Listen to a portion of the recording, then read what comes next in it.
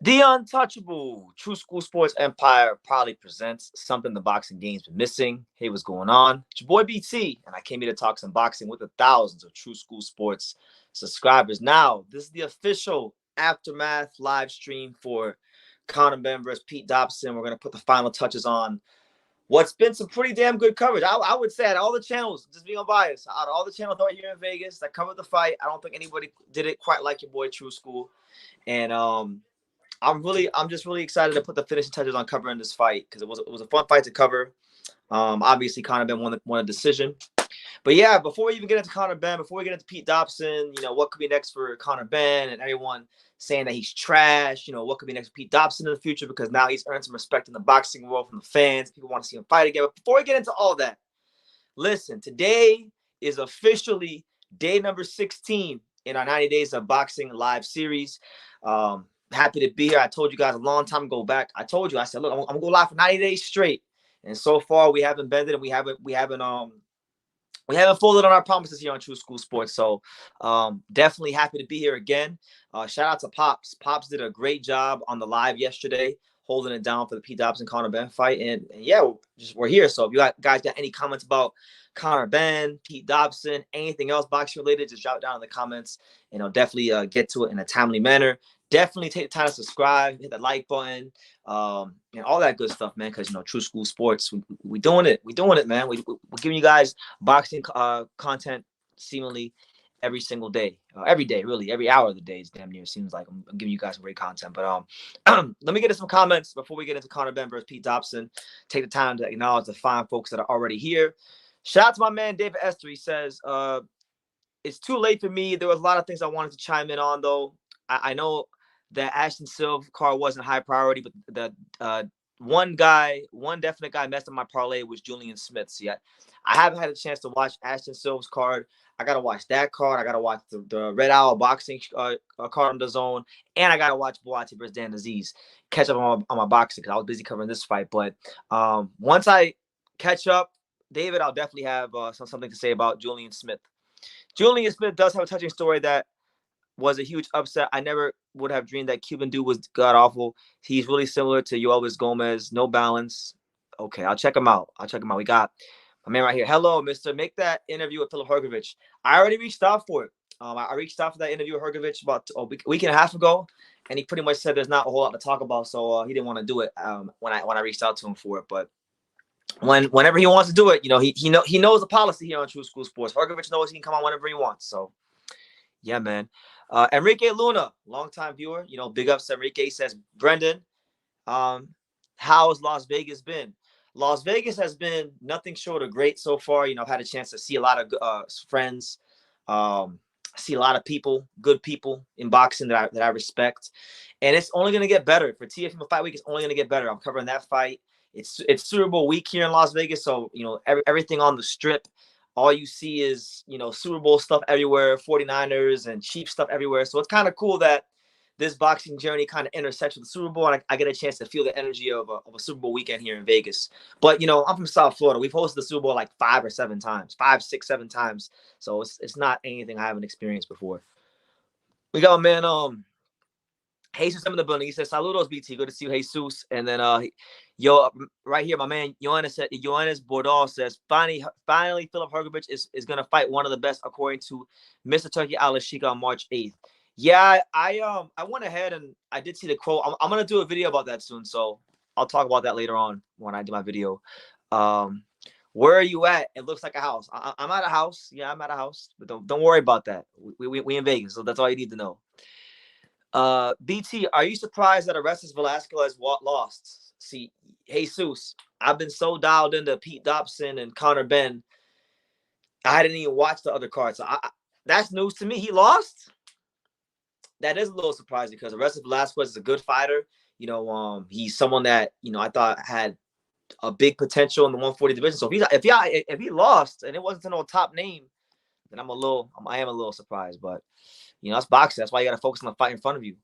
And then Jesus wants to know, is Khalil Cole legit? he was definitely the most legit fighter on the undercard yesterday. I thought he had the best performance on the card. He had a really good, educated jab. He had a real, every punch, every movement he made yesterday seemed to have a purpose, right? Khalil Cole. So I respect his performance yesterday probably more than anybody on the undercard's performance, because he fought a tough Mexican who was like 20-0. And I'll be doing a video about Khalil Cole soon because I put it in my notes. He earned himself a true school sports video. But listen, guys, let's get into it, man. Let's get into the Conor Benn, Pete Dobson talk. Obviously, we'll start Conor Benn because, a lot of people have had a lot to say about Conor Benn. They've had a lot to say about, what he can do, what he can't do, right? And a lot of fighters are calling him out.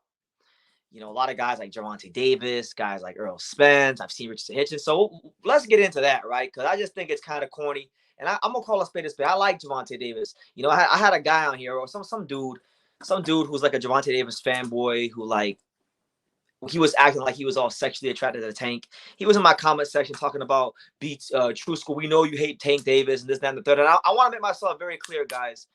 I don't hate none of these fighters, all right? It's not – I love boxing, but my life is too good. I'm too blessed to be stressed, all right? I'm too – life is too good for me to hate any of these fighters. If I'm talking about it, I'm just giving you guys what I really think about their fighting style or a fight coming up. It's not like that, all right? I'm not that same immature kid from 3, 4, 5 years ago. I'm a different guy now, all right? Let's get that established. But Gervonta Davis, I think, is being a little corny. He's out here calling out Conor Benn, right? And he's over here posting old screenshots from old conversations with Eddie Hearn, where Eddie Hearn was asking him, "Are you interested in a fight with Conor Benn?" And to that, Tank Davis said, "What are we doing, Eddie?" So he wants that fight with Conor Benn, but it's crazy, right? Because Tank wants to fight Conor Benn, okay? For all intents and purposes, this is just the truth. Conor Benn tested positive for PEDs. He's rehydrated to 170 plus, okay? And we've always been told by the Tank Davis team and Tank Davis himself that they won't fight Devin Haney if he rehydrates over a certain weight. But you're willing to fight a guy who's failed drug tests, who's rehydrated to 170 plus. So I hate to say it because a lot of people on YouTube say it. I don't want to be like a lot of the people on YouTube, but I got to be fair. Gervonta Davis is ducking Devin Haney. He don't want no smoke with Devin Haney. And it's a sad state of affairs because Tank's good enough to fight and beat anybody, but he acts like he can't beat none of these guys. So I got to question, does he really even believe in his abilities? Because you'll fight Conor Benn, who rehydrates to 170, but you won't fight you won't fight Devin Haney. It makes no sense to me. Conor Benn or Devin Haney also. Devin Haney called out Conor Benn. He said he was basically saying that his power hasn't won any. His power evaporated all of a sudden, and he said that pretty much Conor Benn can't punch no more. And then Conor Benn responded to him and he said, "How is Pillow Fist talking about power? Who the fuck have you knocked out recently? Come feel my power then, you pussy." So he's pretty much echoing the same sentiments he had at the press conference yesterday. Conor Benn to Devin Haney. Going back to Tank Davis, though, right? Because I've never seen Tank Davis have all this energy, right? Going back to Tank. I'm going to be all over the place, guys. So please just follow along. Leave your comments down below.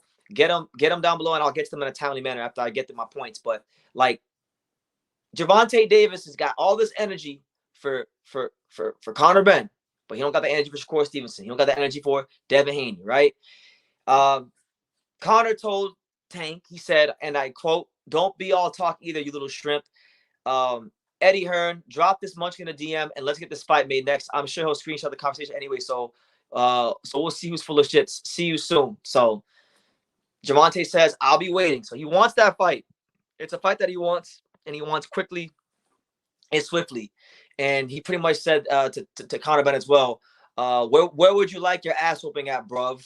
Using the UK slang. So look, I'm not sure how you guys feel about it. I'm not sure how you guys feel about this whole Conor Benn and Tank Davis fight, but I'm not really too keen on the fight. Just being honest, I'm not really too keen on the fight. You see, Montana wants to know, what do you think about? I'll get to that in a second. Let me stay on this point, Montana. Let me stay on this point. Gervonta Davis wanting to fight Conor Benn is disgraceful. It's nothing short of disgraceful, because you have guys that are bigger names. Like, I'll be honest with you guys, Conor Benn, I like him. In fact, I just saw Conor Benn today. I went to one of the hotels today with a friend of mine to go see somebody. And while I was there talking to somebody I know in boxing, I actually saw Conor Benn today. I had a conversation with Conor Benn today, talking about his career and stuff. And he's in good spirits. He's trying to move along with his boxing career and whatnot. But it's like, man, you got all these guys like you got Shakur, you got Devin, you got all these guys that people want to see you fight, but you got all this energy for Conor Benn. Like, what's next? You gonna fight Campbell Hatton next? If Campbell Hatton starts to get a big name in the sport, a bigger name in the sport, is Tank gonna fight Campbell Hatton? I mean, what are we doing here? What are we doing? Conor Benn is not no star either in America, because I was there. I covered the fight. It was at the Cosmopolitan, and literally, the Cosmopolitan is one of the smallest venues in Vegas. It is the closest thing to Your Call in Las Vegas that you could possibly get. So I basically went to a Your Call show in the USA, and the upper decks of the arena are not very big, like at all. Like, I'm talking about, like, the upper deck is like 2 or 3 rows, and Conor Benn couldn't even sell out half the upper deck. Conor Benn couldn't even sell out the Cosmopolitan. So I don't want to hear about, oh, he's this big star with this big draw. Bullshit. I sat in the crowd for the main event with Pete Dobson. And while I was there, I was taking my inventory. And really and truthfully, the majority of the crowd that was at the fight yesterday was not even there for Conor Benn, nor they're there for Pete Dobson or Ammo Williams, or none of that. The majority of the crowd that was at the damn fight yesterday was there for Johnny the Romford Bull. All them people from Romford and Essex, they came to the fight, and that's who the majority, as crazy as it sounds for a US fight, that's who most people were there for. That's just the truth. So Conor Benn is not a big star. He doesn't outsell Tank in the USA. He doesn't even outsell Shakur Stevenson in the USA. He doesn't outsell Ryan Garcia. Like, all the guys that Teofimo, even all the guys that people want to see Tank fight, Conor Benn does not outsell them in the USA. So there's no reason for him to be giving him all this energy unless that he feels like it's an easy fight, which, I like Tank. I wish he would fight some better people. But that's been the MO for his career. And that's just truth. That's just the truth. But anyway, let's take some time to get to the comments, and let's go ahead and see what you guys are saying. We got my man Point Five. He says, love and respect from Scarborough, Toronto. Best wishes to you and your father. A shout out to you. Shout out to all the Canadians out there in the world. And I look very forward to one day. I've heard great things about Toronto. Can't wait to go one day. Shout out to Toronto. David said, I just woke up. I don't know what your opinion was about my opening comments. I was basically saying that I don't have an opinion on your comments, David, because I didn't watch that card yet. But I'm sorry that Julian Smith messed up your parlay, so I don't really have an opinion, because I haven't watched that card. I haven't watched the Red Hour boxing card, and I haven't watched Buatsi versus Aziz. So I gotta watch all that tomorrow, and I'll have some videos out for you guys on that. But David also says, yes, it's a fucking cherry pick if there was ever one. The only thing that could be worse than Conor Benn versus Gervonta Davis is if he started calling out Campbell Hatton, which, by the way, he has talked about fighting Campbell Hatton on Twitter before. So, we live in a horrible world where one of the biggest names in boxing can comfortably call out, guys like Conor Benn and Campbell Hatton, but he won't give that same energy to Devin Haney. And mind you, like, look, y'all know me. I hate the entire 135. All the big names, I can't stand them. I like watching them fight.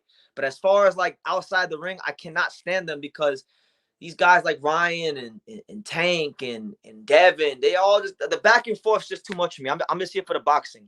And MEZBX, again, salute to be the captain MEZBX. He says, and the other day, LB was just saying Tank is a 135 pounder and he can still make 130. And that's my thing with Tank, right? Because Tank, they say, I had a dude just leave a whole college research paper about how Tank's a 135 pounder, but he wasn't a 130. He wasn't too small for Barrios, but he's too small for Sabrina Matias, but he's not too small for Conor Benn. I mean, I can't do it. Like I can't do that level of mental gymnastics and mind fuckery to convince I don't know how they're doing it. I don't know how they lie to themselves like that.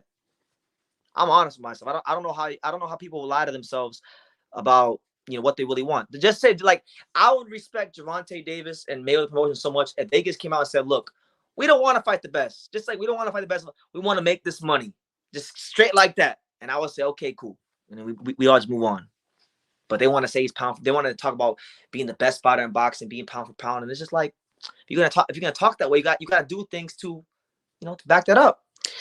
Rocky Austin says, Tank is all talk. He calls out fighters outside his weight class, but has no corner to fight his counterparts in Loma Shakur and Teofimo. And yeah, it's unfortunate. It's unfortunate. Trick Williams says, you listen to somebody that looks like they listened to Ace Hood back in the day. I love Ace Hood. I did listen to quite a lot of Ace Hood back in the day. He's Broward County. Shout out to Ace Hood from out there in Deerfield Beach. I'm from Dania Beach, so he's right out the road. Shout out to Ace Hood. Tank did better in the UK than Conor in the USA. Where's Conor's power? Yeah, I mean, look, Conor Benn, I thought Pete Dobson was like too experienced for him to go in there and do what everyone expected. Everyone didn't know, like a lot of people before this fight didn't know a whole lot about Pete Dobson. And they said, oh, well, we don't know who this guy is, so Conor's just going to blast him out of it. I'm like, are you guys serious? Do you guys really know anything about boxing? And not only did he not knock him out, not only did Conor Benn not knock him out, he looked very pedestrian, and that's why everyone's running their mouth about him, because he looked pedestrian against a guy who, although I'm cool with him and I like him, he's a good fighter. Before this fight, to the majority of the boxing world, Pete Dobson was an unknown commodity. So Conor Benn was supposed to go in there and do a job on him, and he didn't, and that's why he's getting this criticism right now, right? So, yeah, I think what's ultimately going to happen is Conor Benn and Tank will go back and forth for a little bit of time. And then Tank will probably announce a fight on Amazon Prime with someone like a Raul Valenzuela, Frank Martin, Isak, someone in-house. And then we'll all carry on. And then Conor Benn will, look to fight Eubank in Saudi or something like that. That's probably how this is all going to go. But, yeah, a lot of people have had a lot to say about his performance. And it's not just Devin Haney. It's not just, Gervonta Davis. But Errol Spence has something to say. Even Errol Spence, who don't really talk like that on Twitter a lot these days, he said simply, exactly, right? Which is something that people always say to Conor Benn. So he's getting it from everyone. Everyone wants to fight Conor Benn. Richardson Hitchens, who's good friends with Pete Dobson, he won. I know he watched the fight because he's cool with Pete. He said, and I quote, "I would embarrass Conor Benn if he would fight me like that in the UK or USA. Eddie Hearn, this guy is food," end quote. So look, it's not going to end. It's going to get progressively worse and worse and worse for the man Conor Benn. So what do y'all think, man? Do you guys think? Because you see it, Conor Benn, he's a marked man in boxing. I don't know how you can sit here and say he's not a marked man in boxing. I think Conor Benn has been a marked man in boxing since the first Cedric Paynoid fight. He fought that tough journeyman Paynoid. Paynoid dropped him. They had to do the rematch, and then it's been very carefully selected opposition. Guys with names who are past their best, who can't really punch at 147 like the Algiers and the Granados and the Adrian Granados fighters of the world. And now with him being in the USA and more people being exposed to him, he's a marked man. They all want to fight him. It's like it's I feel like what's happening to Conor Benn at 147 is very similar to what's happening to Kuma Inoue at 118, which is the fact that they see flaws, they see things to be exploited. He's solid. He does some good things in the ring, but there's a lot of vulnerabilities that the elites feel they can capitalize on. So the man is a marked man in boxing. So I'm going to be very intrigued to see who the Eddie Hearn matches him up with, because Pete Dobson, let's just have it right. Pete Dobson had him box under them lights for 2 years. I know from watching him in camp, because now that the fight's over, I can speak on that a little bit. I know from watching Pete Dobson in camp, I was literally there. I think the day was December 27th, because it was the day after I went to the Panthers game. So December 27th of 2023. I went to the gym. I saw his first sparring session. I saw his first couple sparring sessions, but the first one I saw was December 27th, I think it was. And Pete was low. He wasn't in shape. He wasn't in shape, so he had to spend camp getting some weight off. And I don't care who you are, and I'm just being honest, unless you're like Angelo Leo, right? Because he had a 2-year layoff and he didn't miss the beat. He got better somehow, because that's an outlier. That's like in basketball, you got guys that score 10 points, 15 points, and then you got them dudes that drop 30. Like, okay, he's one of the guys that dropped 30. Excluding him, No, mostly every other fighter in boxing, if they have a 2-year layoff, they're not gonna be in their best, most optimum shape, right? So I knew that about Pete going in, which is why I was saying, if you go back and you watch my breakdowns of this fight, I said, look, he's got a chance. He'll be a live dog in the fight. He will be competitive. He's not gonna get destroyed in a couple rounds, but his physical condition might let him down at some point in that fight.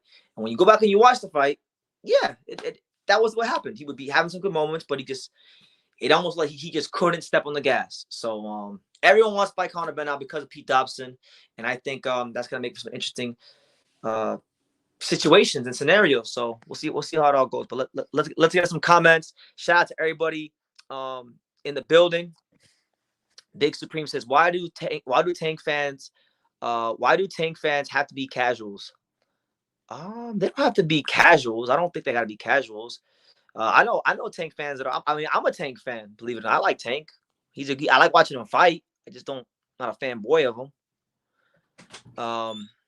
MECBX says Pete Dobson must have rehydrated to about 180 pounds himself. Yeah, he wasn't like, he didn't have that lean build that he had when he fought Jose Miguel Brigo. All right. He didn't have that same build that Jose Miguel Brigo had. So what else we got?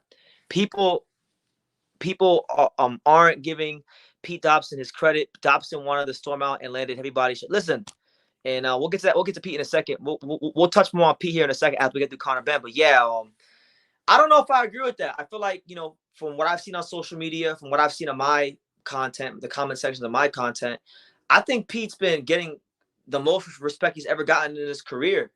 People want to see him fight again, and that's a good thing. On the way to the matchroom on the way to his locker room, when I was going to go interview him, I did cross paths with a couple of the matchroom executives and stuff, and they were saying great things about Pete. And from the sounds of it, it looks like they're gonna have him back. So I think it'll be good. I think it'd be great if Pete could get a chance to stay active. David said, I messaged Sean Gibbons on Instagram and I told him how disappointed I was in Eastside Cruz and I am as far as opposition, and he's moving just like Tank. And then what'd he say? And he didn't respond to you. He's not gonna respond to you. He's not gonna respond to you at all. We watched Ben look average. I knew he was gonna look great because Pete's too experienced, way too experienced. So we'll see how it is. And last thing, right? Before I get to Pete Dobson, last thing about Conor Benn, and I wanted to touch more on Conor Benn fighting Devin Haney, right? Because that's a fight. I was at the press conference yesterday, and 1 minute Conor Benn is saying that Devin Haney can't punch, and Devin Haney punches like a fairy, and he's never had any power. And then it was crazy. It was almost like a movie scene where he says that. And then within like 2 or 3 minutes, Bill Haney comes out of nowhere, and this wound up happening. So let's play the clip. This is yesterday. Bill Haney crashed in the Conor Benn press conference. Making that fight. Yeah, what the fuck's he talking about? He ain't knocked no one out in his last 15 fights. What's he talking about? Power? He's never had power. Oh, my DNA's strong. Don't worry about that. I'm fresh out of my dad. So when you want to talk about power, he's just jealous because he's never had none. If he wants to come find out about the power, I'm more than happily show him. Would you be open to that fight? He can get it next. He's been very vocal. His dad's shown a lot of respect, Bill Haney, a lot of class. But he needs to teach his little kids some manners, some lessons. So. All right, my bad, guys. I had the wrong clip. It wasn't Bill Haney crashing the Conor Benn press conference. It was Conor Benn talking about Devin Haney's power or lack thereof. So look, we know that Devin Haney has these ambitions that he wants to fight at 147, and I get it. Bill Haney, we know, is one of the best managers in boxing, and Bill Haney, I'm sure, would have gladly taken that calculated risk and gamble because it's a very winnable fight.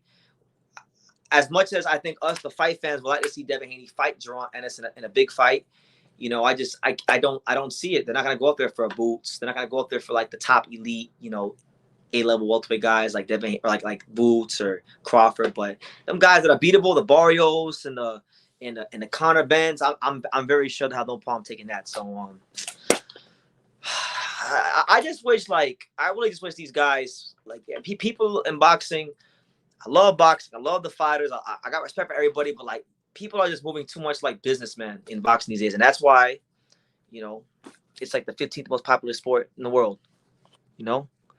Anyway, let's Yeah, Vintage Urban Culture says Conor Benn is food over here. Yeah, right now it's looking like that. And you know what? I'll tell you this. I'll tell you this about Ben. I told you guys the whole week. I said, look, his biggest issue is that he has a hard time defending the straight right hand.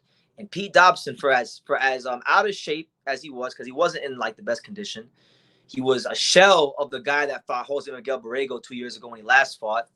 And despite his conditioner or lack thereof, Pete Dobson found a home for that right hand, setting it up off the counters, setting it up off the lead, setting up sometimes when he would catch it and and roll with it.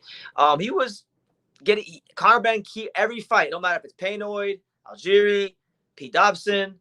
He gets hit with a lot of right hands. He just hasn't fought, a guy who has the conditioning or the conditioning and talent to fully take advantage of that. But Pete Dobson, I think out of all the opponents Conor Benn's fought to this day, to date, I think he probably exposed Conor Benn the most.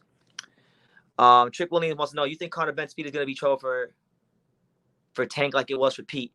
No, not at all. Casual fans are around because the mainstream media talk about the most popular fighters, not the best fighters. Marketing strategies do it. Yeah. And look, I'm not gonna disclose who it was, but I was talking to someone. I was talking to someone from DAZN. I was hanging out with somebody from DAZN the other night, and this person was telling me about, like, I was venting to this person about some things in boxing that I'm going through personally, and this person was kind of telling me, like, basically in so many words that, like, DAZN is a propaganda machine, pretty much, in a different, not in those exact words, but a different type of way. So all these networks, respect to them, respect to everybody who's trying to hustle and do their thing. But yeah, all these networks, for the most part, the mainstream networks, they're going to be propaganda machines. Truth be told, like the whole fight week, I think I knew more about both Conor Benn and Pete Dobson combined than the entire DAZN and Matchroom staff, honestly. Because everyone was saying he was going to get knocked out, and they were going through those narratives, and I'm like, that's not happening. That is definitely not happening. Pete's too experienced. And I was right. Hrgovic gets stopped by Usyk and Joshua. We're not talking about Hrgovic, but since you brought it up, that's definitely not happening. And if I wish that Eddie Hearn and Anthony Joshua and Freddie Cunningham as manager, I wish they believed in Anthony Joshua the way you do, Hurricane Hank, because if they did, they wouldn't be going to fight some MMA fighter, Rob Calico, shout out to me, says salute to Pretty Boy True. Did you watch Ben Whitaker's fight this weekend? He's become my favorite up-and-comer. Can I say one thing? Come on, hold on. So we got a special guest. Hold on. He ain't been on the live. No?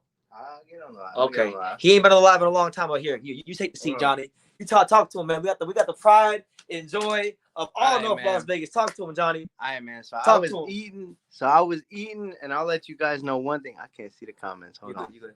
Okay. You good. But one thing about the Pete Dobson fight, and bring BT back in here. One thing about the Pete Dobson fight that I really enjoyed was being in the crowd with a bunch of British fans and just saying, USA, USA, USA. I'm telling you, it was fun. And then I kept saying, Pete, he's tired. And then a Brit was like, Pete's tired too.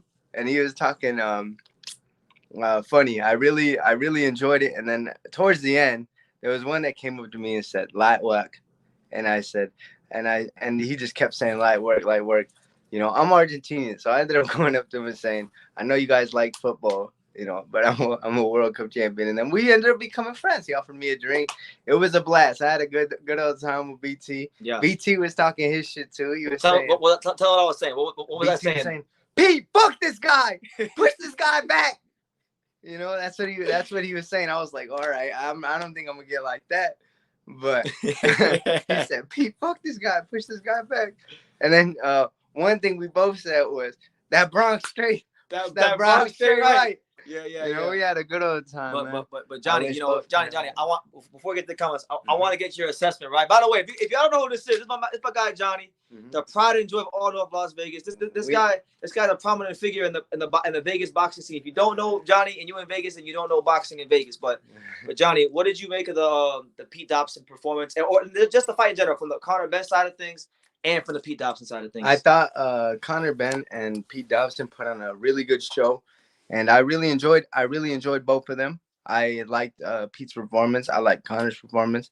I do think Conor can improve on certain things. You know, that's for him to find out. And I know he probably wasn't happy with his performance, but I thought he did well. And I don't think Pete is a bad welterweight. I think he's a very good welterweight, and he could be like top 15, top 20 welterweights in the world. You like know, the Cody Crowleys and like that caliber. You think one of those guys? You know, because I thought he performed well. I do think, you know, I know they say 5 weeks. You know, I'll say like, okay, like I think a camp should be 7 to 8 weeks, but you know, that's my personal opinion. But I thought he performed well. I thought he won some rounds. I had it from the arena. I had it 9-3, 7, 9-3 or 8-4. I have to go back and rescore it myself. But I thought it was. We're gonna do that. Okay, so but it was really good. All right, what they're saying.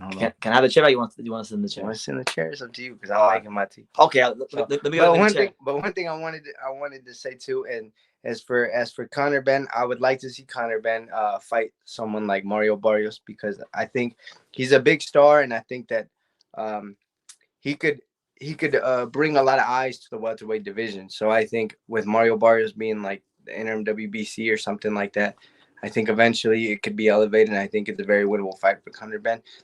As for Pete, I would like Pete to fight one of BT's friends, Adrian Granados. Oh, I like that fight. Adrian, okay, that's an interesting fight. That fight. Adrian Granados, he's a good name. You know, I know that Adrian don't turn down nothing but his collar. I like Adrian as well. Good fighter. I would like to see that fight, or if not, you know, someone in the top 15, you know, in the welterweight division. It's kind of hard because there's not too many.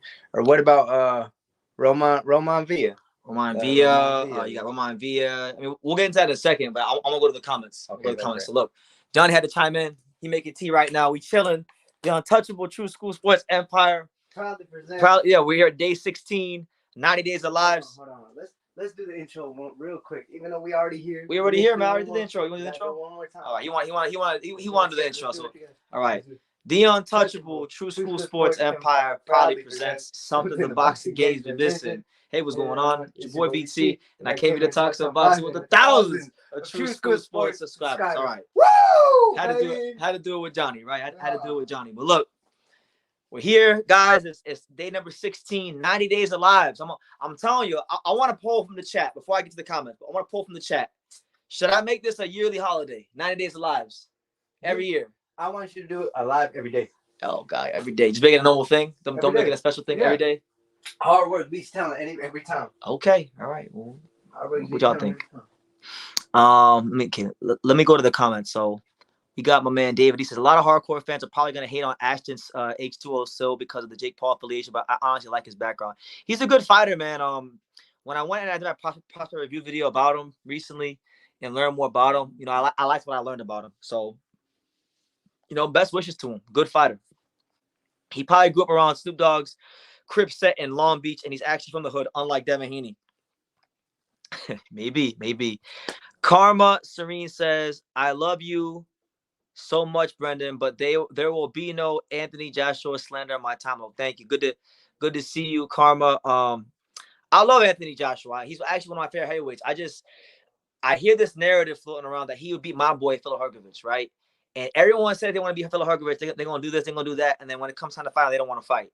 Right. And Anthony Joshua, I'm sorry to tell you, it's not slander. It's just the truth, because it was fully expected that he was supposed to fight Hergovich next.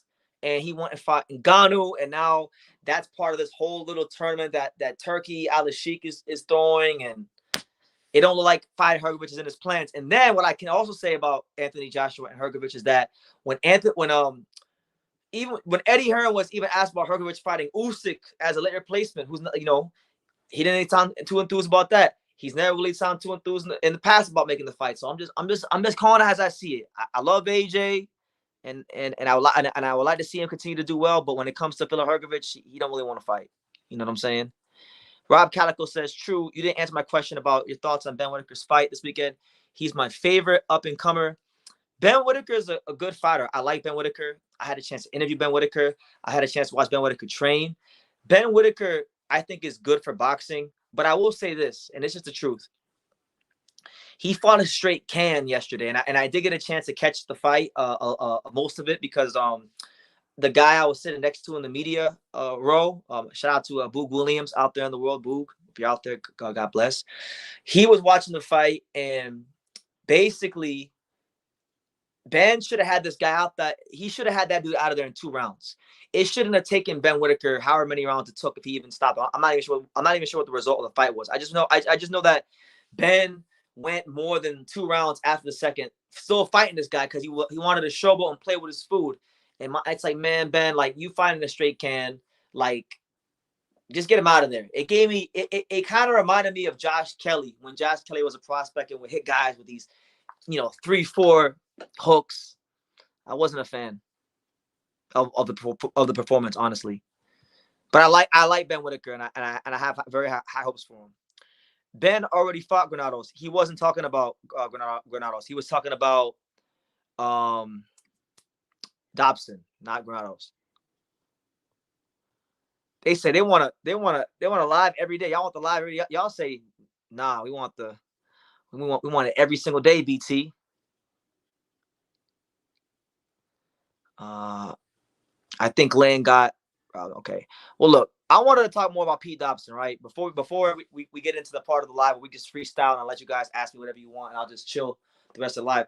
I want to talk about Pete Dobson because look, the silver lining in all this for me personally, right? Because I've had a great front row seat of covering Pete Dobson's career.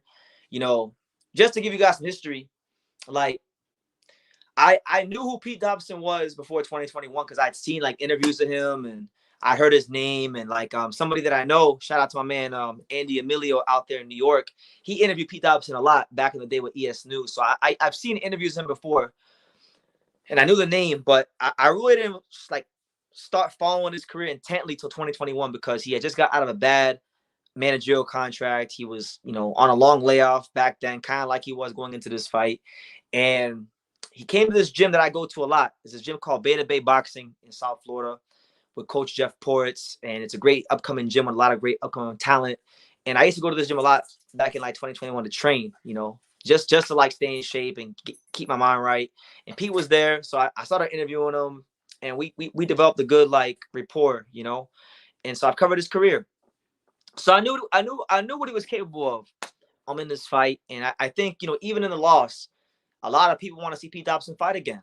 And a lot of times, and I was telling Johnny this earlier, a lot of times, you got guys in boxing who are champions, guys that, literally have world titles that nobody wants to see really fight. Like I give you guys an example of a guy who has a world title who I don't really care if he ever fights, which is Ray Vargas. I don't give a damn about Ray Vargas. I care about that Nick Ball fight though. But Nick Ball, the Ball fight is good. But I'm saying in general, most of the time I haven't really cared about Ray Vargas. That's just the truth. And there's a lot of fighters like that. But then you got guys like Gabe Rosado, who maybe aren't the best, but people want to see them fight. And so Pete Dobson, I feel in a sense, he's kind of got that going for him where, yeah, who knows? Maybe he probably won't win a world title. Let's just be honest. He probably won't win a world title because he's 33 years old, and it'll probably take him. It'll take too long for him to even get to that level, and he probably doesn't win a world title. But I think there's a great opportunity for Pete Dobson to create a great legacy for himself in boxing, be in some really entertaining fights against guys in the top 15, guys in the top 20, and make some money for himself, which I know is ultimately his goal because he's got a son. He's got a son to take care of. Got a family to raise. So, what's next for him? What's next for the fighting pride of the Bronx, New York? Pistol Pete Dobson. Now, I was looking at the rankings. I was looking at the welterweight division. I think there's some great fights out for Pete, right? And a fight that I told Johnny about that I would love for Pete, and I mentioned it for Trayshawn Wiggins in one of the last lives I did, is I would love to see Pete Dobson fight the number 6 WBA contender, which is actually also a Eddie Hearn fighter. So I think this would make sense for Eddie Hearn to make, and that's a fight with Conor Walker. Conor Walker is a British fighter from the West Midlands. Not a lot of punching power, textbook British style, 1-2 down the middle, nothing too crazy. But he's number 6 in the WBA. And I think that now that Pete's in the matchroom fold and he performed well and his stock went up and his reputation's been enhanced, that's a good fight to make because, look, Pete couldn't beat Conor Benn, and Conor Walker is becoming a welterweight contender. So that's a good level for him to step up to see what he can do. So I like that fight for Pete. What about Cletus Seldon? Seldon. He's ranked number 9. He's ranked number 9 in WBA. You got the Hebrew Hammer. I like that fight. Yeah. You know, that'd be a good fight. I know Cletus Seldon has a fan base in New York. Pete from New York. That could be a good fight for New York, you know. David Avanesian. You know, we know he fought Terrence Crawford. He's been European champion. Good welterweight. Or one that I know he would probably enjoy is you know, he just came off a loss, and Alexis Rocha, Golden Boy fighter, trying to get back on track. That's a good crossroads fight. Pete just came off his first loss. Rocha just came off his first loss. Blair to Cobb. I mean, look, you don't gotta be a guy in the top of the division in boxing that make a good career for yourself. Look at the guys like Emmanuel Augustus.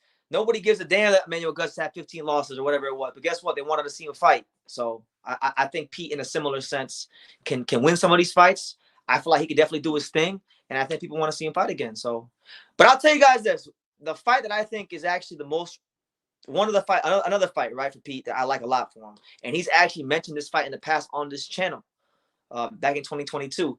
I want to see Pete fight Michael McKinson, and why do I want to see Pete fight Michael McKinson? Because Michael McKinson has been struggles to get fights because he has an ugly, you know, style that's not crowd pleasing. Doesn't really punch the hardest. He's not from no big town in the UK, so he's high risk, low reward, and he's good. He can actually give guys in the top 15 and beat some guys in the top 15 on his best night, right? So Michael McKinson was talking all this trash to Conor Benn. You know, Conor Benn, where's your power gone? This, that, and the third. And in the middle of all that, he's pretty much saying that Pete Dobson is shit and he's not good. And my thing is, I don't know if Michael McKinson wants to bark that tree up and say Pete Dobson shit, because I'll tell you the truth. Michael can box, but when he fight, if that fight would have ever happened, he would need to be prepared to fight Pete. So I like that fight. It'll be Michael. It'll be another UK versus America welterweight matchup, and I think the fight makes a lot of sense. But what do you guys think? I want to know from you guys in the chat. Who should Pete Dobson fight next? What do you guys think are some good fights? I named a couple, but who are some fights that you want to see Pete Dobson in? You know, we got our first super chat on the live. Shout out to my man DSV Cole. He says, any newfound love for PBC BT? PBC is the only place it's worth watching the undercard. No one else is giving cheaper headers and cheaper cards, good or bad. You know what? I'll say this. Yesterday when I was at that fight, I said, you know, this is where PBC kind of has a point, because even though I get PBC some shit sometimes, like, look, I'm like, it's 2 o'clock, 3 o'clock in the afternoon in the USA on a Saturday afternoon. You know, we in the Cosmopolitan. Conor Benn's supposed to be this big star, and the upper deck at the Cosmopolitan is literally like 55% empty. It's, you know, practically empty. Couldn't even, and I have a video on my phone. I don't know if I deleted it or not, but I took one yesterday. The upper decks at the Cosmo are so small. And I'll tell you one thing: when my friend Rolando Romero fought there, that Cosmopolitan was packed. Facts. Man. You know what I'm saying? So, no, PBC, they do a good job of making it a big event, giving it that big fight feel. But you know, I just think the afternoon fights it affected it a little bit too. That's part of it too. It's like, man, it's the prelims are starting at 11 in the morning. Like, I don't know if I should go get ready to cover boxing or go get some breakfast. Should I bring my Fruity Pebbles to the fight? Should I bring some Cocoa Pebbles to the fight? Yeah, and then there's some people that want to get there earlier, like 30 minutes at least earlier. So 10:30ish, you know what I'm saying? So we'll see how it goes. But shout out to you for the super chat. David says, yes, Augusta wasn't a big puncher, so people didn't care about the fact that he showboated. It was so fun to watch. When a guy like Whitaker does it, it's not much. Well, no, it's because there's more expected of a guy like Ben Whitaker than a guy like Augusta. That's what it is. It's really the expectation level of a guy like Whitaker. I like Whitaker. I know that's how he fights. I know that's his personality. Like, I've seen him in the gym before spar, so I know naturally that's just how he is. But I got a little pissed off yesterday because the dude he's fighting is like 10, 16, and 3. And I'm like, bro, just knock the guy out already. Like, he hasn't showed you any danger this fight. You're not getting touched. And you give me some Josh Kelly vibes right now. And I'm not really like too fond of what I'm hearing, what I'm seeing in that particular fight. But look, Ben, I'm sure, will continue to be Ben, and he's good for boxing, and he's good for British boxing, because I know one thing about Brits. And I'm just gonna be honest, like all respect to my British viewers. I love the Brits, right? But I've noticed in the UK, when you get a fighter from the UK who's extra confident, who's outspoken, they don't like that. Like they didn't like Fury in the beginning. I know some people they like Prince Nassim Hamed now, but they didn't like him back then. You know, I know the outspoken, charismatic, flamboyant, flashy fighter doesn't go as well over in the UK as it does here in America, right?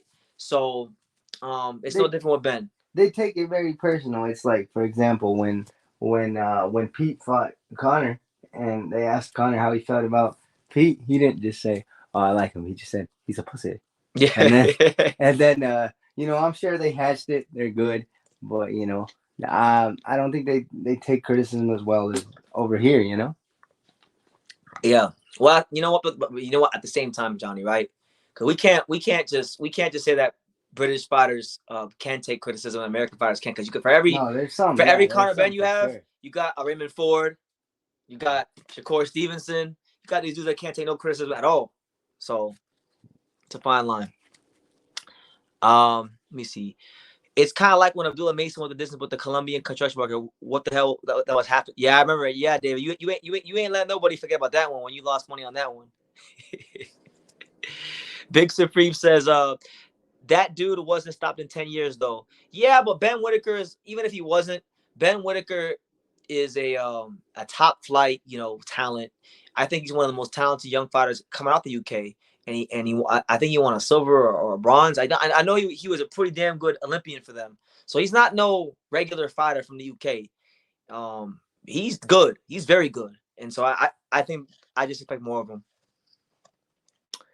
Alapal says the Brits are whack. Europeans are whack. They're getting knocked out or not going 12 most of the time with Hispanics and blacks.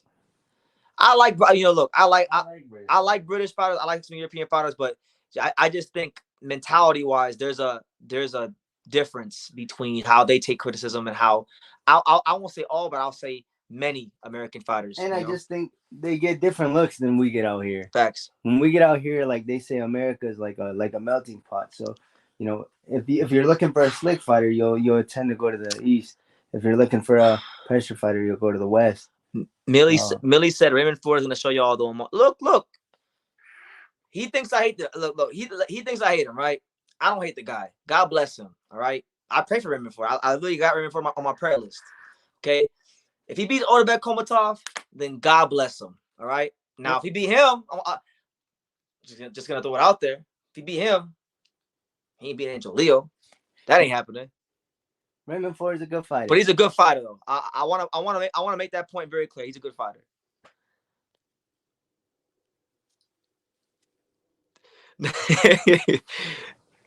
Zach Parker has stopped a lot of guys that have won the distance with highly rated fighters. Shame he had to. Yeah, I mean, look, it's boxing. You never know what's going to happen. The guy Ford is fighting is very wide. I'm talking about Otabek. He's wide and he's tall. So look, I think it'll be a good fight. I was checking the odds yesterday because I guess I'm in Vegas now. The spirit of Las Vegas has possessed me. You start checking odds to see what the perception is from Vegas on fights. And I saw that yesterday, Otabek Komatov is actually a slight favorite yesterday. He's a minus 175, I believe. Raymond Ford was a plus 130. He's a favorite? Yeah. Then I'm taking Raymond Ford. I need the money, man. Let me see. We got honestly, screw boxing until March 31st. What known fighters are fighting? Eddie Hearn can't promote like PBC. Tell Johnny to make sure he doesn't tear his pecs like The Rock. Oh, yeah. The Rock, man. The Rock winning at WrestleMania. Tell Hyro that. All right, you heard you. But yeah, Hyro, yesterday, Hyro, I'm not gonna lie to you. I was thinking about you yesterday when I was at the fight because I was like, man, this is where Hyro got a point. Because like I all respect the Matchroom. Like I like them, they treat me well. I got no issues with Matchroom. But in terms of like just understanding the American market, it's like, man, you guys are fighting on 2 or 3 p.m. I know he wasn't trying to understand the American market because the start time was catered for British television, but I'm just saying. Abdullah Mason would have stopped Cesar Viagra if it was an A-rounder. He was durable. Yeah, some guys just durable. You hit them with big shots and they don't go nowhere. But yeah, it's your boy BT, the untouchable, True School Sports Empire. Yeah, like shout out to Conor Benn. I was just telling Johnny this. Like I've been to a lot of fights. I've covered a lot of fights, and I know you guys at home are like, this is whatever fight to you. But man, this fight, this is probably one of the most fun some of the most fun I had at any fight covering. I'll just say I'll never forget cheering USA and everybody just looking at me, and I'm Hispanic. Yeah, they're like what? They're like UK.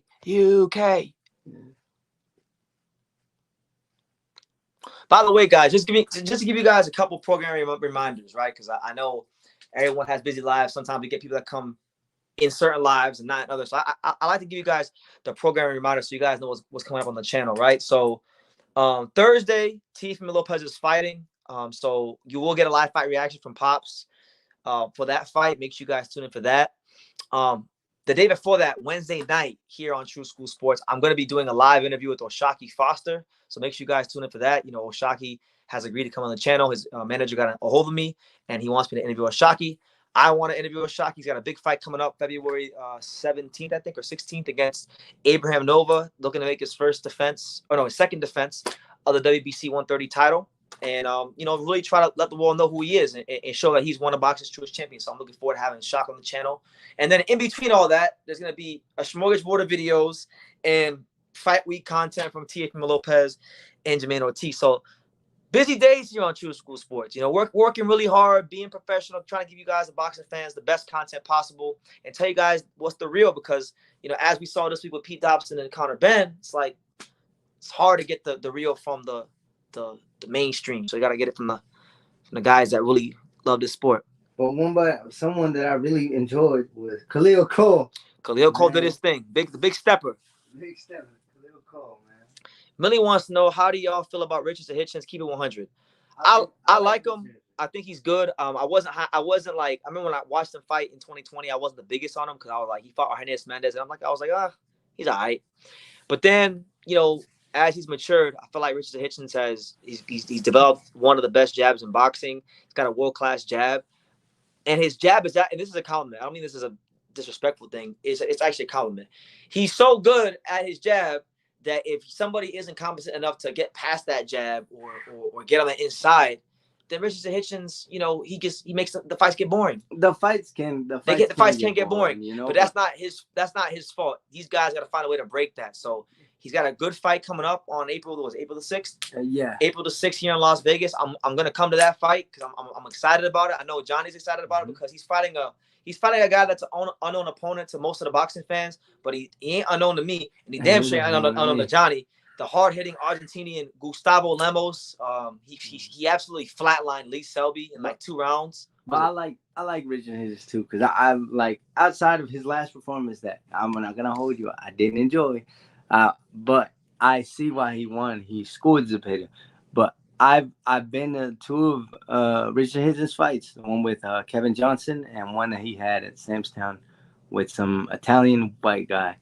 And, you know, I actually enjoy those fights. So he can have some good fights. And I think he's got a good future. I'm enjoying. I can't wait for the 6th, though. Let's see how he handles the Gustavo Lemos. Hyro says, yo, BT, are you going to go to the press conference? Ask Johnny about it. He knows. What press conference?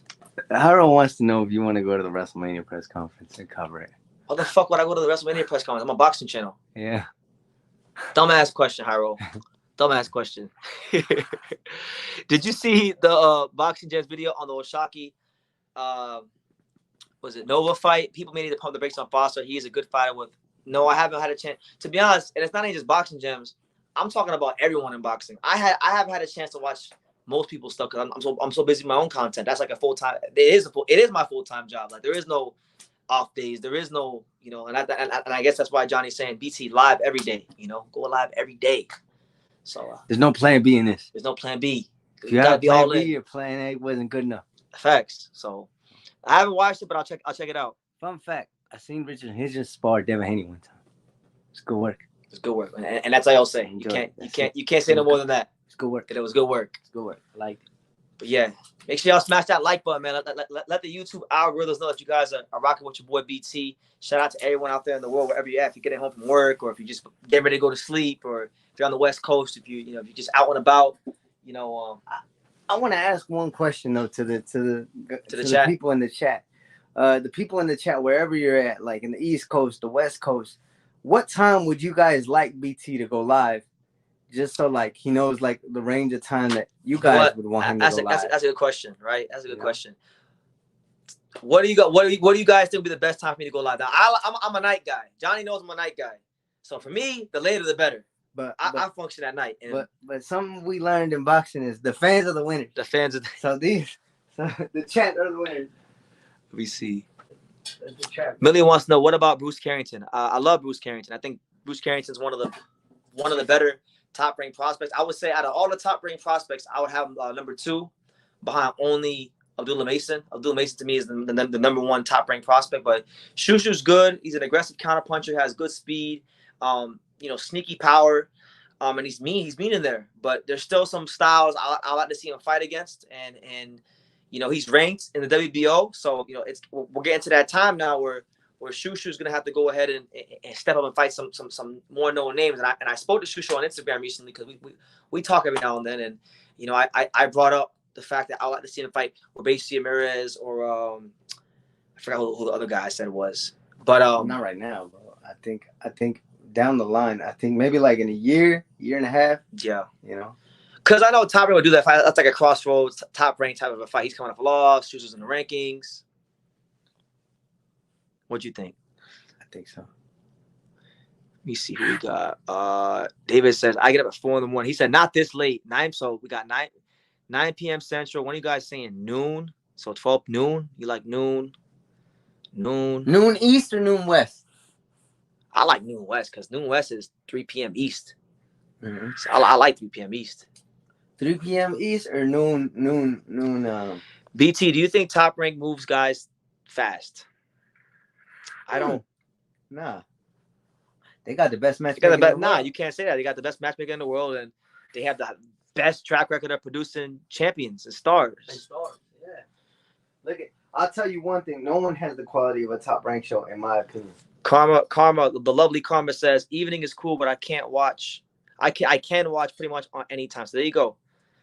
Like, I'll tell you this, man. So what do the majority of people say? 9 p.m. Central Time. So it's a lot of it's like what's that? 9 p.m. would be so 9 p.m. is 9 p.m. Central is when I go live anyway most of the time. I'm back home, which is 10 p.m. Eastern would be 7 p.m. I like 10 p.m. because 10 p.m. is like 10 p.m. is it's late on the East, but it's like prime time on the West, and it's still nighttime in the Central. Yeah. So I feel like you can.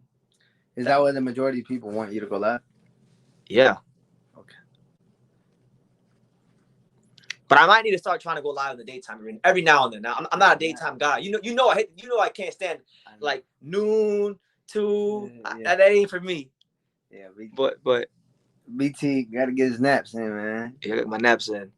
Adam Hurley says, I bet Adam Hazim would knock Pete Dobson out right now. He's 11-0 with 8 knockouts. Okay. Well, I mean, I didn't watch his fight. Did he knock out Enoch Polson yesterday? Do you know? I don't know. Did Adam Azim, because he fought this dude named Enoch Polson for the European title yesterday. Did he even knock him out? I like Adam Azim. I met him. We follow each other on Instagram. I talked to him. He's a lovely person, a fantastic young fighter. Let me see. Did he knock this guy out? He did. He got Enoch Polson out of there in 5 rounds. He's been knocking everybody out that he fought. But I'm gonna say this to young Adam Azim. Adam knows. Adam sparred in America before, so he knows fighters here are a little different than the guys out in Europe and whatnot. We spoke about that in our interview back in 2022. Adam versus Pete Dobson would be a great fight. If Pete's in shape, I'm telling you, that's a hard fight for Adam. Because Adam, I'm gonna tell you why. Adam is a reflex fighter, right? Much like Conor Benn, reflex. But I think his talent level is higher than Conor Benn. But I think he relies on reflex maybe even a little more than Conor Benn. And if he was to fight Pete Dobson, I think that Pete would be a little more in shape, so he would actually get a better version. I think Pete would take it. I don't think Adam will stop Pete, to be honest. To be honest, a card that I'm actually very excited about that's not getting enough talked about. What? It's Alexandro Santiago versus Junto Nakatani. Oh, hold on. I gotta cut you off before we get to that. I gotta cut you off. He didn't stop Enoch Polson. Enoch Polson quit. He pulled out in the 5th round with an injury, so they counted it as a knockout. But that's not really a knockout. So we're not stopping from the Bronx, New York. So I don't know. What do y'all think? Y'all are saying Adam is overrated. I don't personally. I don't think Adam's at 140. Adam's not even a 47 pounder. Adam's a 40 pounder. I'm good You know about that.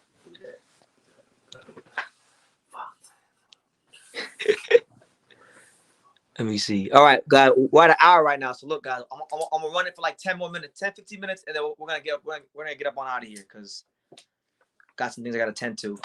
But it's your boy BT, the Untouchable. We're here in Vegas. This is actually my first live in Vegas. My first one. Yeah. Pops did the last time I was live was what? When I was at what was I at? The last time you went live? Yeah, what the hell was I at? All these days are just bleeding into each other now. You was in the airport. I was in the airport. Yeah, you in the airport. Okay, I know, but I feel like I went live after that. Nah, you was in the airport and your dad went live. So that's true. You're right. He says, Hyro says, you're a true school sportsman. It ain't true school boxing. I mean, it's true school sports. That was the name that I gave it years ago, and I'm not rebranding it for nobody. And everyone says, oh, BT, why don't you call yourself this? Because I'm not calling myself that. So the name's the name. Did you see the Shigeoka's announcement? I heard somebody going crazy about some sort of announcement, but no, I didn't see it. Could you inform me? What's the announcement? Who are they fighting? They're going to fight Oscar Collazo? Vic Supreme says Adam has stamina issues. He fades after the 6th round. I think Adam Azim, like talent-wise and skill-wise, he reminds me a lot of Amir Khan. I don't know if his chin is as bad. I don't know how bad his chin is or how good his chin is, but I think that Adam is very similar. Like his strengths are very similar to Amir Khan, and some of his weaknesses, apart from durability, are similar to Amir Khan. I think to know how good a fighter is, I think you've got to see how they react after round 4. After round 4. One thing. Go ahead. Talk to him, Johnny. Because one thing. Boxing 101 here. Because one thing Floyd Mayweather told me. Who told you, Johnny? Who told you? The Floyd Mayweather. He said everyone looks good for the first 4 rounds. Correct. And then he says after that you'll see where they're at, where their skill level is, where their endurance is, everything about them. You'll start to see it. So even though Conor Benn did look good those first 3 rounds, you saw he started having trouble around round 4. 4, 5, 6. Yeah. See? So everyone comes in fresh. Those first 4 rounds, Floyd says never give it too much stock. They're important to win, but from round 4 on, you get to see who the real fighter is and who's the elite. Because the majority of fighters, there's 4-round fighters, 6-round fighters, 10-round fighters, and 12-round fighters. Correct. So Johnny giving y'all the large picture, giving y'all some game. David said, and David, again, you mentioned this guy every live. I know him by name, but I wouldn't say I've seen him fight too much. He's out there in the UK. Sam Noakes. He says nobody hardly ever talks about Sam Noakes. So you know what, David? I know Sam Noakes. I know of him. I don't know too much of him. But I wouldn't say I can't sit here and talk about him now. But David, this is the home of boxing, so I like to talk about these fighters. So La Casa del Boxeo. I'll go La Casa del Boxeo. So I'll go ahead and I'll put it in my notes and we'll talk about Sam Noakes.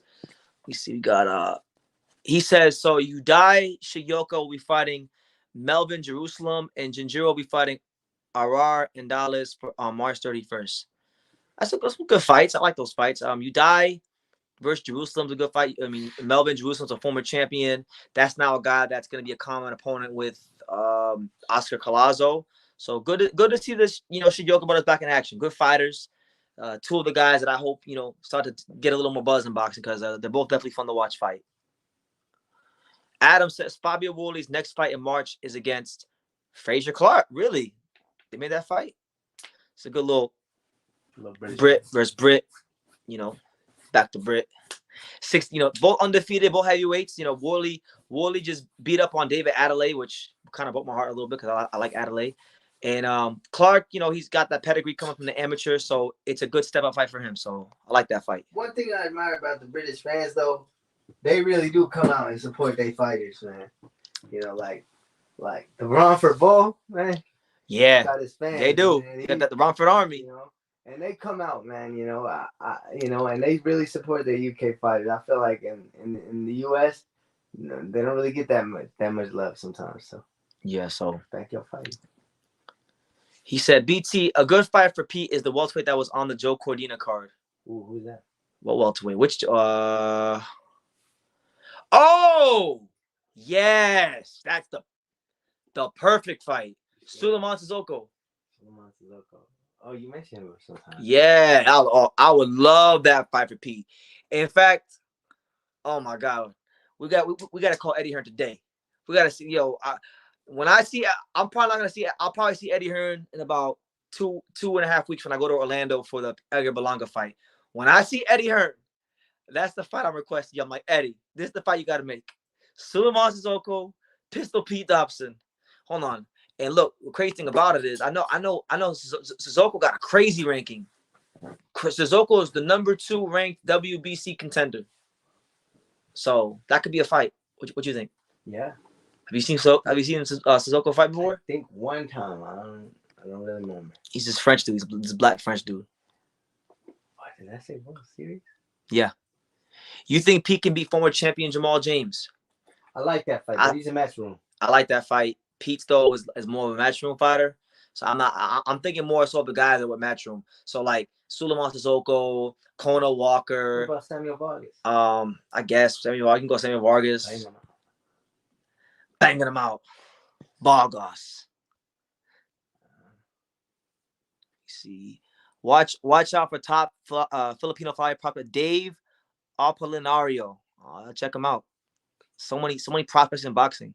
If you guys got any prospects that you guys think BT should check out, you know what I'm gonna do? I'm gonna do this, guys, because I feel like every live people say, "Oh, check this prospect out, check that prospect out," and sometimes I do take note of it, right?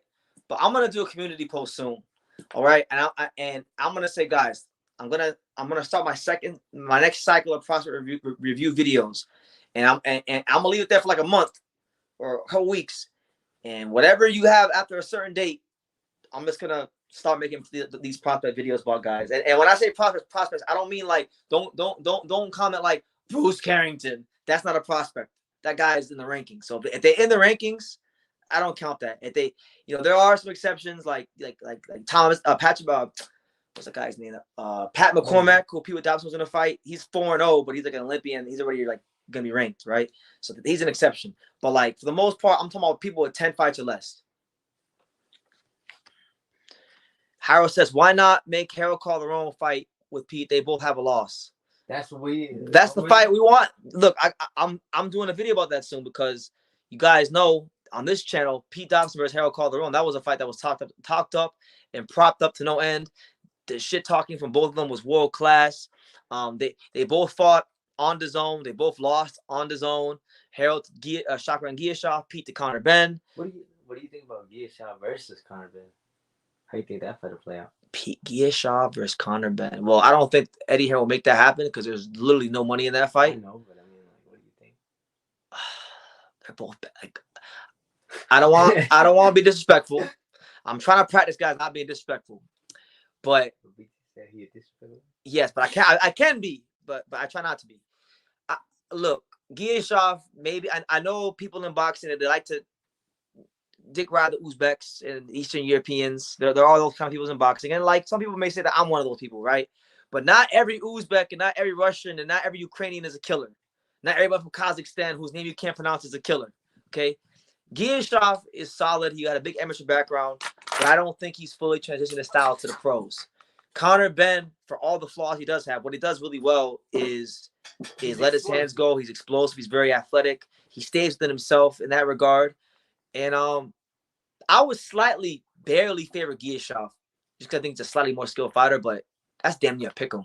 Yeah. That's actually damn near a pick 'em fight. That's what I'm saying. If they ever make that fight, they should put Pete Dobson and Harold Calderon at the undercard. And see, Arab Naz says, bro, why do boxers like Naya Inoue get criticized by some American boxing fans? As an Asian, it feels bad to watch those comments on Twitter and videos on YouTube. Look, personally, I feel like Inoue is a great fighter, and a lot of people that you're probably talking about, that you're referring to, are people that don't even watch any of the weight classes that he's competed in his career. So they have an agenda already, right? But what I will say is this, and this is just I'm a guy that I like Inoue. I'm a big fan of his, but he's not above criticism because nobody is, right? I'm not above criticism. I like when people say, BT, you're doing this wrong and this, that, and the third, because that keeps me sharp. So he's not above criticism, right? I feel like whenever you don't like get on your knees and bow down to Inoue, Anytime it happens with me, like it's always a big deal. But the people you're talking about, the reason he gets criticized from them is because they have an agenda. But at the same time, you know, I think Inoue is a great, phenomenal fighter. He's a Hall of Famer, future Hall of Famer, elite level Hall of Famer. But I do believe that anyone can get beat at any point in time. Facts. So I think that you can be top 10, number one. You know, you can have an off night any day at the office, and sometimes you could be good at something, but someone can be better than you. Correct. At anything. There's 3 ranges in boxing. There's mid-range, close range, mid-range, and long range. You could be better mid-range and short distance, but if someone's better than you mid-range, they could win the fight just off that. Correct. If they exploit that. That's why they say styles make fights. So I think anyone in any division, depending if they have to be elite too to beat Inoue. Of course, they gotta be creme de la creme, world class. But there's fighters and styles that I would like to see Inoue in there. So like it's like this, right?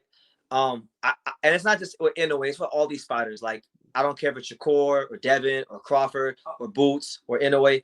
We gotta normalize boxing, not making these guys demigods or idolizing them. They're all humans. They all have strength. They all have weaknesses, and they can all be beat. Inoue is no different. But yeah, like a prime example. We're on a tangent here, but like a prime example on what happened with BT one time is like I'm like, man, I don't think there's not that many people that can beat Canelo. He said he gonna lose this week. And then to Bill, and then he lost. So it can happen, you know. Like Crawford, he's elite too, but he can be beat too. He had an off night against Sean Porter. Now he won and stopped him, but he didn't. He lost some rounds. Yeah. So it can happen to anyone. Yeah. Hey, thank you, Big Supreme. Yeah, in a way, it is an example of criticism. But like, for example, right? I mean, I want to make this point, right? I want to make this point because one thing, if y'all ever want to get me pissed the hell off, and like, if this ever happens in real life, if y'all ever want me to like fight you, twist my words up. I don't allow people to like twist my words up because I really pride myself on being a good communicator with people and being transparent. And I don't like when my words get twisted with anybody, right? So. I made a video recently talking about how Inoue wanted Louis Neri to do a weekly drug testing for their fight. And all I said was, in the video, I said that Inoue is just like any other A-side in boxing. He's like Floyd. He's like Pacquiao. He's like all the other A-sides that use their status in the sport to get any advantage they can on the opponent. I wasn't saying that Neri shouldn't get drug tested because I think he should. I was just saying that while it is necessary because of his past history, I also do think part of that in there is a tactic because if a guy is constantly getting blood removed every week for weeks on end going into a fight, then that is a tactic. Now, the only reason I'm not making a bigger deal about it is because Inoue said that he will do the same thing himself. So if he's willing to go through the same process, then it is what it is. But y'all took 30 seconds of one thing I said and y'all wanted to twist my words in the comment section of that video. And it's no different than what you guys did to my boy Sean Tatel when he made a point. And you wanted to twist him up and you wanted to slander his name. So I just want to make myself very clear on that because one thing that BT, Brendan Nelson Taylor, the untouchable True School Sports Empire will not have is his words be twisted and misconstrued. So anyway, God bless. QC, what's good, champ? He says, BT, what's good, man? You've been working, my dude, hitting a fight night by Thriller TV here in Australia. Going to check this dude out. Fred Suzawa, lightweight prospect, you inspired me to go. Okay. Well, I'm glad I could inspire you to check out some local boxing in the Australian area. Shout out to all the Aussies in the world. I want to go to Australia, man. That's one of the places on my to-do list. I just need a fight that's big enough to go, you know? That's what I'm saying. There's thousands of videos. Adam says, I just saw a picture of you with Dobson. That's cool. Dobson showed a lot of toughness, some skills. And I know because there's fights where he's been better than that when he was better shape and he was more active. But yeah, man, one of my greatest joys, and I want to say this about Pete, man. One of my greatest joys covering boxing has been covering the resurrection of Pete Dobson's career, going from being in obscurity to basically having a dead career to now, now he's fought Conor Benn. He's now known. People want to see him fight again. It looks like he's going to get in the mix of some more opportunities. And it's just been beautiful to watch the whole process. And I want to tell you all this. if I had to name 30 fighters that I've covered throughout the whole history of this channel, like if you had to tell the story of True School Sports, and I had to use 30 fighters to tell the story of True School Sports here on YouTube, he'd be one of those 30 fighters. He'd be one of them. He's one of the most important fighters to the True School Sports journey, I think. You know? Big Supreme says, notice how Inoue fans called Kubo a coward for wanting drug testing, and now it's perfectly known for Inoue to use that. Yeah. I mean, you said it. You said it, brother. You said it better than me. You know, we gotta be fair. I appreciate every single one of you guys. But I appreciate all the comments. I appreciate like everyone who challenges me, who doesn't agree with me, who agree. I don't really care. I'm just glad you guys show up here because there's a million channels. And I hope y'all along for the ride when VT gets to 100,000. And listen, man, I'm gonna tell y'all, I don't know when it's gonna happen. It could be this year. It could be in a couple months. It could be a year. Who knows when it'll happen? But when I hit 100,000, sometime not so long after that, I'm gonna have myself I'm gonna throw together like a nice get together in Miami, and all the subscribers are invited to come out. Maybe Vegas, maybe LA. Who knows? Somewhere beautiful in this beautiful country, we will throw together a 100,000 subscriber party, and everyone will be invited. And if there is any females, because I am a nightclub promoter, I want to let you guys know that ladies drink free. Yes, sir. Oh, okay. There you go. All right, there you go, man. We got my man. He says, Alonzo says, I can't post a link. Can you please donate to YouTube boxing legend Troy Health's issues? He needs a heart. Yeah, I think I read something about it recently, but I've just been so big. Yeah, so he's got heart. Troy has heart issues. Which Troy? This guy that used to come on the channel, Troy. Cool guy, black guy, knows boxing. Like 40 years old? I would say maybe a little older. Did he used to be on Eagle? Boxing Eagle? Yeah. I don't know if you went on there. I know he's going to Boxing Boys. Troy. I think I know Troy. BT, I was right, man. You should have been so confident in Pete. I gave him one clear round. Hyro, shut up, man. You do this every time. You do this every time. Hyro, I'm gonna block you. I'm gonna block you and Shakur. You weren't right about anything because you were dick riding Conor Benn, talking about he gonna knock out Pete Dobson. That didn't happen. You said you want one clear round, and Hyro, you might need these. You might need these. The prescription in these ain't too good, Hyro, but he definitely want more than one clear round. So that's all I gotta say about that. Hyro, you always hating. And that's why Sebastian Maduro will get knocked the fuck out again when he fights Sergey Boychuk. So when that happens, when that happens, Hyro, and you hear me going crazy on you again, remember you talking trash about Pete.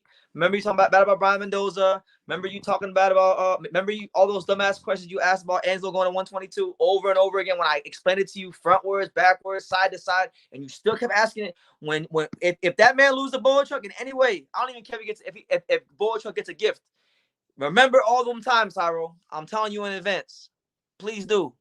Y'all got BT out of character today, man.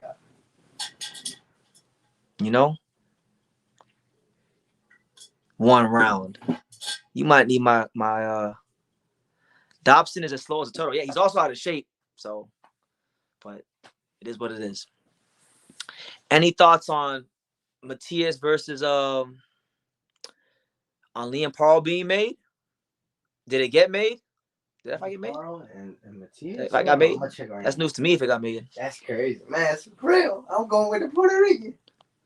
What do you think of Risuke Nushida? He is I gotta watch him. I just literally I gotta do that video. I put that video in my notes. I saw that he's a mandatory challenger for Emmanuel Rodriguez. I don't know a whole lot about him. I just know he's Japanese and he's mandatory. That's literally all I know.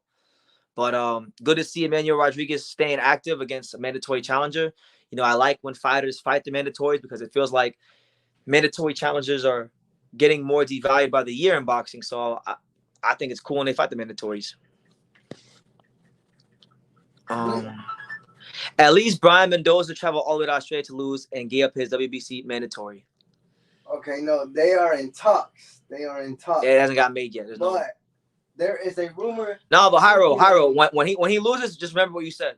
There is a rumor circulating that the IBF super lightweight champion Subriel Matias will make his ring return against Liam Parle in June. That's a good fight. In a homecoming fight in Puerto Rico on Puerto Rican weekend, live on DAZN, man. So Subriel Matias to DAZN, man. That could be a move. Did they say what?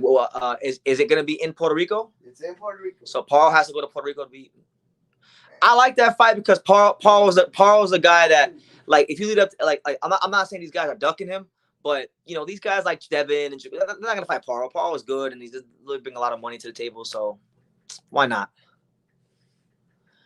Hyro said, I told you I was going. No, Hyro, you only going for him because you know what's going to happen to Fundora. That's why you're going for him. No, I don't want to hear that because you did the same shit with Crawford. You knew as the fight got closer when the reality was going to hit you. You said, oh, no. Oh, now I want to go for Terrence. Nah, we're not doing that. You're going to get it. Paro's a 50-50 fight? Could be. But I don't know. No, actually, no, I can't agree with that. I'll say 60-40 Matias. In Puerto Rico? 60-40, maybe 65-35 Matias. Paul is good. Paul can sharpshoot. Paul can counter punch and them kind of things. But nah, man. Matias in Puerto Rico, I'll tell you this. If Paul can't get his respect in the first 3 rounds, he in for a long night. BT, if he beats Liam, who is more realistic? Ryan, Garcia, Tio, or Haney. The move has always been, from what I remember reading, it was always a Tio fight. I guess now that's not going to happen because he's going to fight on Puerto Rican Day weekend. So, out of all those guys, I don't know. I still don't see. Even if he beats Paro, especially if he beats the break stop Paro, then he's definitely not going to fight those guys. I actually think if there was ever a fight where Matias should win a controversial decision where it'd be good for him, it'd be that fight because Devin sparred a lot. Devin Haney has sparred a lot with Supreme Matias, or not Supreme Matias, Liam Paro. So if he has a close fight or it's like a controversial decision that he wins, then that will give Devin and Bill the confidence to take the fight. I think Devin and Bill got the confidence to take the fight. No, they don't. Man. No, they don't. Stop. No, they don't. No, they don't. Man. No, they don't. These guys, they don't got no confidence. I'm putting it out there. Devin, listen, I like Devin. Putting it out Put there, it out there. man. Talk to him, Johnny. I'm putting it out there. When Devin Haney fights Matias, it's going to be 10-2 or 11-1. Devin Haney. You heard it here first. You gotta actually, and you can clip it. You gotta clip it. Look, you gotta actually, all right, when they sign a contract to do that. Okay, he'll sign a contract. And most of the guys don't want to sign a contract because they know they might get deleted off the earth if fight Super Matias. Y'all gonna see. Y'all gonna see. DHP. Hyro says Virgil beats the brakes off Mendoza. Why are you bringing that up? They're not even fighting each other. But that's who you are, Hyro. That's who you are. You hate all the good fighters, all the guys that are actually good for boxing. You hate those guys. But then the motherfuckers who are horrible, who don't do anything, who scratch their ass and steal the name from the sport, you want to big them guys up. But that's who you are, Hyro. That's what you do. Brian fights on PBC and Virgil fights on DAZN. Yeah. So you go on. So Hyro, you supposed to be Mr. PBC, and you dick right into the DAZN fighter. You supposed to be Mr. PBC. So how that work? Why do you think that fight is not happening with Devin and Matias? Money. Yeah, money. Just money. Money. Well, no, not just money. Money, and these guys don't believe in themselves. Nah, man. They don't believe in themselves. They don't believe in themselves. No, they don't. They don't believe in themselves. You got Bill lying. You got Bill. I like Bill Haney, but he was over there lying, talking about, oh, we call him, talk to Peter Khan about the fight. Well, Peter Khan don't even represent Matias. Yeah. Peter Khan don't got nothing. I know Peter Khan's whole entire stable inside and out. He don't got nothing to do with no damn Super Matias. Well, he's on his own, so we'll get that fight sooner or later. Oh, let's hope so. By the end of the year, y'all gonna get that fight, man. I'm gonna just say it right there. Okay. You heard it here. Cool. First. Cool. Good. Devin Haney gonna be. Because Devin got to do something. Okay. The only fighter that can get Matias a real fight is Gary Anton Russell. Again, that would require him having to sign a contract, and he ain't signed a contract for nothing right now. And I like him. And then David says, I became the first to mention Mendoza and Virgil because Virgil doesn't have a fight lined up. Oh, okay. Well, that's not Hyro's fault then. But still, Hyro, you're still a hater. And when Fundora loses or anything bad happens to PBC, that's why you're gonna get it bad every single time. Because you be hating on all the fighters that are actually good for the damn sport. You hate all those fighters. Now I have a question for the chat. Out of all the fights that y'all got scheduled, which fight do you guys think is more doable for an upset? Like, if you had to pick an underdog to get a win, which one would you guys say, yeah, I think this person is going to get the upset on plus money? I need some advice. All the fights coming up? Any fights I'll tell you what fight it's not going to happen then. It's the one on March 2nd. But let me see. all the ones that are coming up, all the ones that are signed, sealed, and delivered. Signed, sealed, and delivered. Anyone in the chat got anything thinking that they're going to be upset? Drop it in the chat, and I'll give you my upset. I just told you the one that's not going to be in, the March 2nd one. And if it is, that's cool because he not being anyway. Because I'll go ahead and say this. I'm picking Rolando Romero. Is he the underdog? Yep. I'm picking Rolando Romero to outbox Isaac Pitbull Cruz and drop Isaac Pitbull Cruz. Y'all heard it here first. Okay, you heard it. Let me see. So we got Teofimo Jermaine, Jojo Diaz. Jojo Diaz. Ooh, that might be some good. That might be good. Let me see who we got. Jojo Diaz, that might be a good one. I haven't checked the odds for Oscar Valdez, Liam Wilson, but if they make Valdez the favorite, I would say that Liam Wilson. Okay. I want to know. I want this one. Let me see. I'd go with that one, but I don't know the exact odds. Liam Wilson. Oh, yeah, Liam Wilson's a plus 300 underdog. So yeah, that's what I'll say. I'll say Liam Wilson over Oscar Valdez. Okay.